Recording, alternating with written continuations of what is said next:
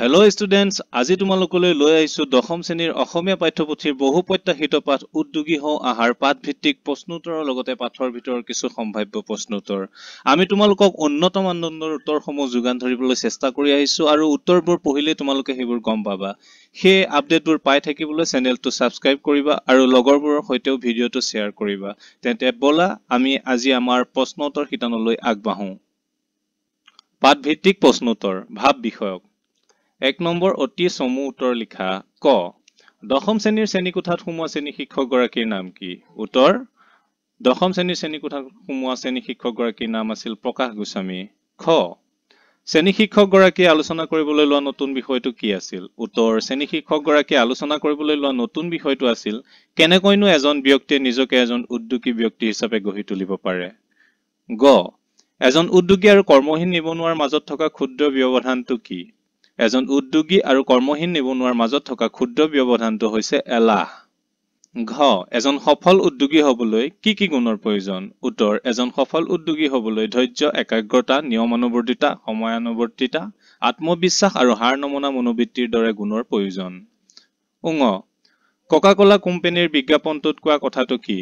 উত্তৰ কোকা-কোলা কোম্পানীৰ বিজ্ঞাপনটোত কোৱা কথাষাৰ হৈছে eat cricket, sleep cricket, dream cricket, drink cricket. Narayan Murthy কোন? নাৰায়ণ মূৰ্তি হৈছে ইনফোচিছ কোম্পানীৰ প্ৰতিষ্ঠাপক তথা ভাৰতৰ লগতে বিশ্বৰ এজন সফল উদ্যোগপতি। দ্বিতীয় ছ বিজিত এছাৰক উদ্যোগী সম্পৰ্কে কি কৈছিল? উত্তৰ বিজিত এছাৰক নিজে ব্যৱসায় বা উদ্যোগ আৰম্ভ কৰি কোনো বস্তু বা সেৱা বিক্ৰী কৰি নিজৰ জীৱিকা উলিওৱাৰ লগতে আনকো কৰ্মসংস্থান দিবলৈ সক্ষম হোৱা ব্যক্তিসকলে উদ্যোগী বুলি কৈছিল। বৰ্গীয় জ প্ৰথম অৱস্থাত উদ্যোগীয়ে কি কৰিবলৈ সাজু থাকিব লাগিব? উত্তৰ প্ৰথম অৱস্থাত উদ্যোগীসকলে জোতা চিলাই পৰা চণ্ডীপাঠ সকলো কৰিবলৈ সাজু থকাৰ লগতে সৰুতে চাইকেল শিকাৰ দৰে পৰি উঠিবলৈও সাজু থাকিব লাগিব। ঝ টমাছ আলভা এডিছনে ইলেক্ট্ৰিক বাল্ব তৈয়াৰ কৰাত বাৰে বাৰে বিফল হৈ কি কৈছিল? উত্তৰ টমাছ আলভা এডিছনে ইলেক্ট্ৰিক বাল্ব তৈয়াৰ কৰোঁতে বাৰে বাৰে বিফল হৈ কৈছিল যে মই বিফল হোৱা নাই, মাত্ৰ বুজিলো যে 10,000 ধৰণে ই কাম নকৰে। 2 নম্বৰ চমুকৈ বুজাই লিখা ক উদ্যোগী পুৰুষ সিংহৰ সমান, এলেহুৱা কাপুৰুষৰ নিচান। শিক্ষকগৰাকীয়ে কিয় এইদৰে কলে বুজাই লিখা। উত্তৰ শিক্ষকগৰাকীয়ে উদ্যোগী ব্যক্তি আৰু এজন কৰ্মহীন নিবনুৱাৰ মাজত থকা ক্ষুদ্ৰ ব্যৱধান এলাহৰ কথা বুজাবলৈ উক্ত কথাষাৰ ব্যৱহাৰ কৰিছে। উদ্যোগী লোকে যিকোনো কাম কৰিবলৈ সাজু হৈ থাকে, যিকোনো কাম কৰিবলৈ সাহসেৰে আগবাঢ়ি যায়, তেওঁ পিছ হুহুকি নাহে। তেওঁ সিংহসম গুণেৰে নিজকে প্ৰতিষ্ঠা কৰাৰ লগতে সমাজৰ ভেটি সুদৃঢ় কৰাত অৰিহণা যোগায়। কিন্তু এলেহুৱা লোকসকলে কাম কৰাৰ ভয়তে সদায় পিছুৱাই থাকে, যিয়ে তেওঁলোকক অধিক অকৰ্মণ্য আৰু কৰ্মভীৰু কৰি তোলে। এইদৰে সিহঁত সকলোৰে আগত কাপুৰুষৰ প্ৰতীক স্বৰূপ হৈ পৰে। খ সফল উদ্যোগী হবলৈ কিয় কঠিন? উত্তৰ এজন সফল উদ্যোগী হবলৈ উদ্যোগী ব্যক্তি এজন ধৈৰ্য, একাগ্ৰতা, নিয়মানুৱৰ্তিতা, সময়ানুৱৰ্তিতা, আত্মবিশ্বাস আৰু হাৰ নমনা মনোবৃত্তিৰ দৰে বহুতো গুণৰ অধিকাৰী হ'ব লাগিব, যিবোৰ গুণ সকলোৰে গাত নাথাকে। সেয়েহে এজন সফল উদ্যোগী হোৱাটো কঠিন। গ এজন উদ্যোগী হবলৈ যোৱাটো চাইকেল চলাবলৈ শিকাৰ দৰে একক প্ৰচেষ্টাৰে কৰা কাম বুলি শিক্ষকগৰাকীয়ে কিয় কৈছে বুজাই লিখা। এজন উদ্যোগী হবলৈ যোৱাটো চাইকেল চলাবলৈ শিকাৰ দৰে একক প্ৰচেষ্টাৰে কৰা কাম বুলি কোৱাৰ কাৰণ হৈছে চাইকেল চলাবলৈ শিকাৰ সময়ত যেনেকৈ বহুতে ছাল চিঙা, হাত ভৰি ভঙাৰ দৰে আঘাত পোৱাৰ পিছত চাইকেল চলাবলৈ শিকা এৰি দিয়ে, ঠিক তেনেদৰে উদ্যোগী হবলৈ যোৱা বহুতো লোকেই প্ৰথম অৱস্থাত সন্মুখীন হোৱা বিফলতাৰ বাবে উদ্যোগী হোৱাৰ আশা এৰি দিয়ে। কিন্তু যিজনে আঘাত পোৱাৰ ভয়ত চাইকেল শিকিবলৈ এৰি নিদি একক প্ৰচেষ্টাৰে চলাই গৈ থাকে, এদিন চাইকেল চলোৱাত পাকৈত হৈ পৰাজনৰ দৰে একক প্ৰচেষ্টা চলাই যায়, তেওঁ এদিন সফলতা লাভ কৰে আৰু সফল উদ্যোগী হিচাপে পৰিচিত হয়। ঘ নম্বৰ উদ্যোগী কোনসকল ব্যক্তিক কোৱা হয় বুজাই লিখা। উত্তৰ নিজৰ ইচ্ছা অনুযায়ী নিজৰ সময়সূচী ঠিক কৰি নিজৰ উদ্ভাৱনা আৰু কৰ্মশক্তিৰ দ্বাৰা নিজকে প্ৰতিষ্ঠা কৰা প্ৰতিজন ব্যক্তিয়ে হল উদ্যোগী, যিয়ে নিজৰ লগতে কৰ্মহীন নিবনুৱা লোকসকলকো কৰ্মসংস্থান প্ৰদান কৰে। 3 নম্বৰ ইনফোচিছ কোম্পানীৰ প্ৰতিষ্ঠাপক কোন? তেওঁ ভাৰতবৰ্ষ তথা বিশ্বৰ এজন সফল উদ্যোগী হোৱাৰ আঁৰৰ কাহিনীটো বৰ্ণনা কৰা।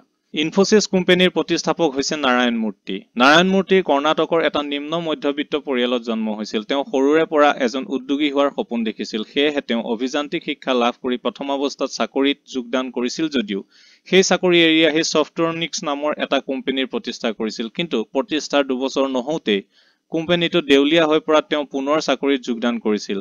এইবাৰো তেওঁ বেছিদিন চাকৰিত মন বহুৱাব নোৱাৰি চাকৰি বাদ দিয়ে আৰু কেইজনমান বন্ধুৰ লগত মিলি ইনফোচিছ নামৰ কোম্পানীটো আৰম্ভ কৰে। তেওঁ কোম্পানীটো খুলিবৰ বাবে তেওঁৰ পত্নীয়ে নিজৰ সাঁচতীয়া ধনৰ পৰা 10,000 টকা দিছিল। প্ৰথম অৱস্থাত তেওঁ বহুতো বাধা বিঘিনি ঘাত প্ৰতিঘাতৰ সন্মুখীন হৈছিল যদিও 90ৰ দশকত ভাৰতীয় অৰ্থনীতিক মুক্ত কৰি দিয়াত কোম্পানীটোৱে বৃহৎ সুযোগ সুবিধা লাভ কৰে আৰু বিশ্বৰ এটা নামজ্বলা কোম্পানীত পৰিণত হয়। ফলস্বৰূপে নাৰায়ণ মূৰ্তি বিশ্বৰ এজন সফল তথা খ্যাতিসম্পন্ন উদ্যোগী হিচাপে পৰিচিত হৈ পৰে। 4 নম্বৰ, ছাৰ, এজন উদ্যোগী হবৰ বাবে শিক্ষাগত অৰ্হতা কেনে ধৰণৰ হ'ব লাগিব? এইদৰে কোনে সুধিছিল? তাৰ উত্তৰত শিক্ষকে কি কৈছিল বুজাই লিখা। উত্তৰ, উক্ত প্ৰশ্নটো প্ৰীতম নামৰ শিক্ষাৰ্থীজনে সুধিছিল। প্ৰীতমৰ প্ৰশ্নটোৰ উত্তৰত শিক্ষকগৰাকীয়ে কৈছিল যে ব্যক্তি এজনে কোনটো দিশত বা ক্ষেত্ৰত উদ্যোগী হ'ব বিচাৰে তাৰ ওপৰত তেওঁৰ প্ৰয়োজনীয় শিক্ষাগত অৰ্হতা নিৰ্ভৰ কৰে। কিছুমান ক্ষেত্ৰত উদ্যোগী হ'বলৈ বিশেষ কোনো শিক্ষাগত অৰ্হতাৰ প্ৰয়োজন নাথাকে, যেনে সৰু সুৰা দোকান বা ব্যৱসায়ৰ বাবে। কিন্তু গেৰেজ খোলা, বিউটি পাৰ্লাৰ আদিৰ দৰে ব্যৱসায়ৰ বাবে বিভিন্ন অৰ্হতাৰ প্ৰয়োজন হয়।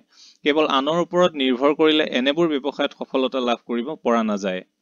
তদুপৰি তথ্য প্ৰযুক্তি, স্বাস্থ্য সেৱা খণ্ড অতি বৃহৎ ব্যৱসায়ৰ বাবে ইঞ্জিনিয়াৰিং, MBBS, MBA আদিৰ দৰে ডিগ্ৰীৰ প্ৰয়োজন হয়।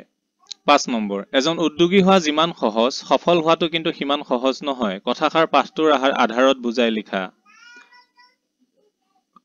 উত্তৰ, এজন উদ্যোগী হোৱা যিমান সহজ, সফল হোৱাটো কিন্তু সিমান সহজ নহয়। কথাষাৰৰ তাৎপৰ্য হ'ল যে এজন উদ্যোগী হোৱাৰ বাবে বিশাল শিক্ষাগত ডিগ্ৰীৰ বা বিশেষ অৰ্হতাৰ প্ৰয়োজন নাই। সেয়েহে যিকোনো ব্যক্তিয়ে সহজে ব্যৱসায় বা উদ্যোগ আৰম্ভ কৰি উদ্যোগী হিচাপে নিজকে গঢ়ি তুলিব পাৰে। কিন্তু সকলো উদ্যোগীয়ে সফল উদ্যোগী হৈ উঠিব নোৱাৰে। সফল উদ্যোগী হ'বলৈ হ'লে এজন ব্যক্তিয়ে প্ৰথম অৱস্থাত সৰুতকৈও সৰু কাম কৰিবলৈ সাজু থাকিব লাগিব। সফল হ'বলৈ উদ্যোগী এজনে নিজৰ গাত ধৈৰ্য, একাগ্ৰতা, নিয়মানুৱৰ্তিতা, সময়ানুৱৰ্তিতা, আত্মবিশ্বাস আৰু হাৰ নমনা মনোবৃত্তিৰ দৰে গুণসমূহৰো বিকাশ ঘটাব লাগিব। বিখ্যাত বৈজ্ঞানিক টমাছ আলভা এডিছনেই হওক বা আলেকজেণ্ডাৰ গ্ৰাহাম বেল অথবা বিশ্বৰ সবাতোকৈ বৃহৎ উদ্যোগপতি বিল গেটছেই হওক, সকলোৱে এদিন সফলতা লাভ কৰা নাছিল। তেওঁলোকেও বহুতো সংঘাতৰ সন্মুখীন হৈছিল, তাৰ পিছতহে সফলতাৰ মুখ দেখিছিল। বিল গেটছৰ মতে সামগ্ৰী এটা উৎপাদন কৰাতকৈ তাক বজাৰত বিক্ৰী কৰাটো অধিক কঠিন। গতিকে এইবোৰৰ পৰা আমি ক'ব পাৰো যে ধৈৰ্য, একাগ্ৰতা, আত্মবিশ্বাস আদিৰ লগতে এজন সফল উদ্যোগী হ'বলৈ যোগাযোগ, উপস্থাপন ক্ষমতা, কৰ্মদক্ষতা, বিক্ৰী কৌশল আদিৰ দৰে আৰু বহুতো গুণৰ প্ৰয়োজন হয় যিবোৰ সকলো উদ্যোগীৰ গাত নাথাকে। সেয়েহে সকলো ব্যক্তিয়ে সহজে উদ্যোগী হ'ব পাৰে যদিও সফল উদ্যোগী হৈ উঠিব নোৱাৰে। 6 নম্বৰ, ভাৰতৰ সৰ্বতোকালৰ এজন সফল ব্যৱসায়ী ধীৰুভাই আম্বানীৰ হাতত মূলধনো নাছিল। ধীৰুভাই আম্বানীয়ে হাতত মূলধন আৰু শিক্ষাগত অৰ্হতা নথকাকৈ কেনেকৈ এজন সফল উদ্যোগী হ'ব পাৰিছিল বৰ্ণনা কৰা। উত্তৰ, ধীৰুভাই আম্বানীৰ কোনো শিক্ষাগত অৰ্হতা আৰু মূলধন দুয়োটাই নাছিল যদিও নিজকে উদ্যোগী হিচাপে প্ৰতিষ্ঠা কৰাৰ এক দুৰ্বাৰ হেঁপাহ আছিল। সেয়েহে তেওঁ তেল ডিপু এটাত মেনেজাৰ হিচাপে কৰি থকা চাকৰি বাদ দি ব্যৱসায় কৰাৰ সিদ্ধান্ত লৈছিল। তেওঁৰ মূলধন নোহোৱাৰ বাবে তেওঁ ৰাইজৰ পৰা ধন লৈ নিজৰ কাপোৰৰ ব্যৱসায় আৰম্ভ কৰিছিল। ৰাইজৰ ধনেৰে তৈয়াৰ কৰা কাপোৰ পুনৰ ৰাজ্যকে বিক্ৰী কৰি মুনাফা অৰ্জন কৰিছিল আৰু মুনাফাৰ কিছু অংশ অংশীদাৰসকলক প্ৰদান কৰিছিল। আনহাতে তেওঁৰ শিক্ষাগত অৰ্হতা নাছিল যদিও ব্যৱসায় কেনেকৈ কৰিব লাগে তাৰ গভীৰ জ্ঞান তথা দক্ষতা আছিল আৰু লগতে আছিল অসীম ধৈৰ্য আৰু আত্মবিশ্বাস, যিয়ে তেওঁক ভাৰতৰ সৰ্বতোকালৰ এজন সফল ব্যৱসায়ী হিচাপে প্ৰতিষ্ঠা কৰিছিল। মুম্বাইৰ এটা 350 বৰ্গফুট কোঠাৰ পৰা আৰম্ভ কৰা কাপোৰৰ ব্যৱসায়ৰ পৰাই ৰিলায়েন্স কমাৰ্চিয়েল কৰ্পোৰেচনৰ প্ৰতিষ্ঠা কৰিছিল, যিয়ে পৰৱৰ্তী সময়ত বিশ্ববিখ্যাত ৰিলায়েন্স ইণ্ডাষ্ট্ৰিজত পৰিণত হয়। 7 নম্বৰ, ছাত্ৰ-ছাত্ৰীসকলক উদ্যোগী হিচাপে মানসিকভাৱে প্ৰস্তুত কৰি ৰাখিবলৈ কি কি কৰিব পৰা যায়? উত্তৰ, ছাত্ৰ-ছাত্ৰীসকলক উদ্যোগী হিচাপে গঢ়ি উঠিবলৈ মানসিকভাৱে প্ৰস্তুত কৰি ৰখাৰ বাবে বিদ্যালয়, মহাবিদ্যালয়, বিশ্ববিদ্যালয়সমূহত কৰ্তৃপক্ষই উদ্যোগী কোষ গঠন কৰি বিভিন্ন উদ্যোগ বিষয়ক কৰ্মশালা তথা প্ৰশিক্ষণ আদিৰ ব্যৱস্থা কৰিব পাৰে, যিবোৰত অংশগ্ৰহণৰ দ্বাৰা ছাত্ৰ-ছাত্ৰীসকলে ভৱিষ্যতে কেৱল চাকৰি আশাত নাথাকি উদ্যোগী হিচাপে নিজকে গঢ়ি তুলিবলৈ মানসিকভাৱে প্ৰস্তুত হৈ উঠিব পাৰে। প্ৰিয় ছাত্ৰ-ছাত্ৰীসকল, এই চেপ্টাৰটোৰ যিহেতু দীঘল চেপ্টাৰ, সেইকাৰণে আমি ভিডিঅ'টো দুটা খণ্ডত বিভক্ত কৰিছো।